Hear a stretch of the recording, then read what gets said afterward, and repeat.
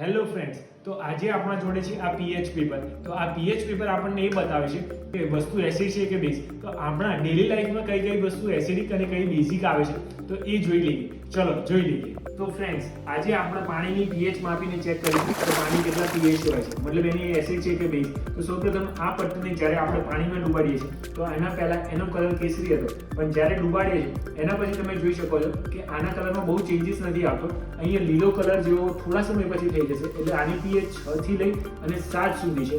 આગળ આપણે બીજા વસ્તુની પીએચ નક્કી કરીએ, મતલબ કે આપણે અહીંયા લીંબુ લઈએ છીએ. તો લીંબુને જ્યારે તમે પીએચ પટ્ટી ઉપર જ્યારે નાખો છો તો અહીંયા તમે જોઈ શકો છો એ પહેલાનો કલર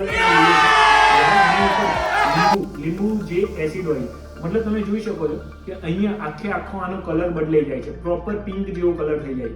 મતલબ કે આપણે માની શકીએ કે લીંબુની પીએચ 3 જેટલી હશે. અને હવે મિત્રો આપણે જોઈશું કે સાબુનું પાણી જે એસિડ હોય છે કે બેઝ, મતલબ પીએચ પટ્ટીને સાબુના પાણીમાં ડુબાડતા પહેલા એનો કલર કેસરી હોય, જ્યારે તમે એને સાબુની પાણીમાં ડુબાડો છો ત્યારે એનો આખો કલર બદલાઈ જાય છે. મતલબ કે એ બેઝ છે અને આ બેઝિકતા એની 10 જેટલી પીએચ હશે. તો આ ઉપર આપણે જોયું કે પાણી હતું એની પીએચ 7 હતી ન્યુટ્રલ.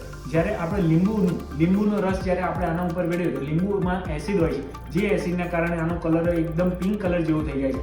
જ્યારે સાબુ જેવા પાણીમાં પીએચ પેપરને ડુબાડવામાં આવે ત્યારે તેનો કલર બેઝિક થઈ જાય છે. તો આ હતું પીએચ પેપર.